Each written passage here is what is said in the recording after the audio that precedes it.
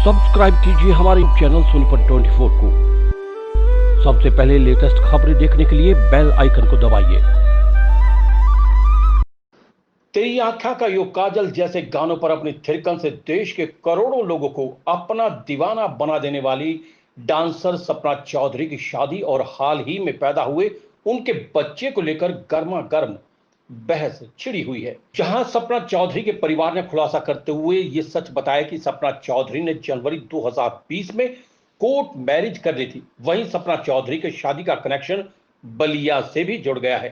तहलका मचाने वाली सपना चौधरी के एक वीडियो ने धमाकेदार तहलका मचाया है, जिसमें बलिया के एक धार्मिक गुरु के कार्यालय में सपना चौधरी और अपने पति वीर शाहू के साथ वैदिक मंत्रों के बीच आशीर्वाद ले रही हैं। दरअसल बलिया के शहर के जैपलिनगंज इलाके में स्थित द वैदिक प्रभात फाउंडेशन के कार्यालय में 15 दिसंबर 2019 को संत बद्री विशाल से आशीर्वाद लेने पहुंची।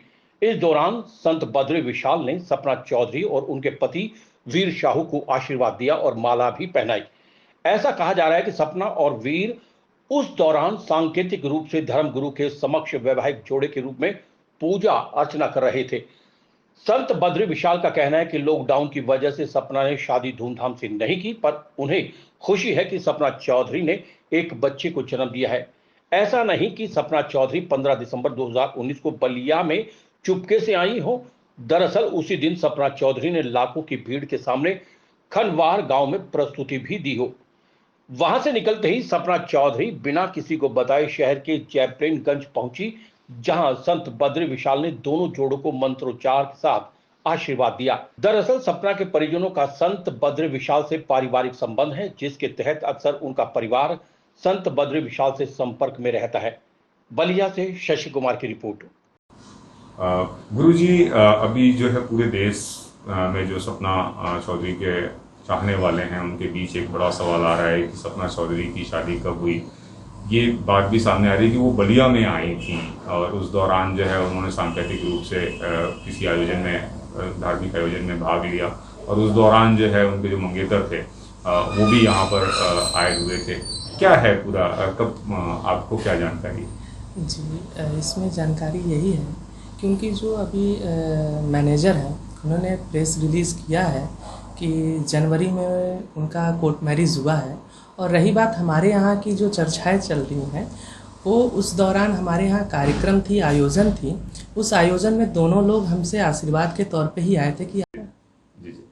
तो जिस समय आपने आशीर्वाद के तौर पर जब माला दी और वो जो फोटो सामने आई है, तो क्या उस समय उन्होंने बताया कि हाँ हम लोग शादी करना चाहते हैं, हम लोग आगे एक दूसरे के? हाँ, उन लोगों की इच्छाएं थी कि हम दोनों लोग दाम्पत्य जीवन आगे और अच्छे तरीके से हम निर्वाहन कर सकें। इस तरीके की उनकी इच्छा थी दोनों लोगों की, जो आगे चल भी रहा है और बहुत अच्छे तरीके से चलेगा भी उनके दाम्पत्य जीवन। खूब आशीर्वाद भी है उन लोगों को कि ठाकुर जी उनकी दाम्पत्य जीवन को ऐसे ही खूबसूरती से चलाते रहें।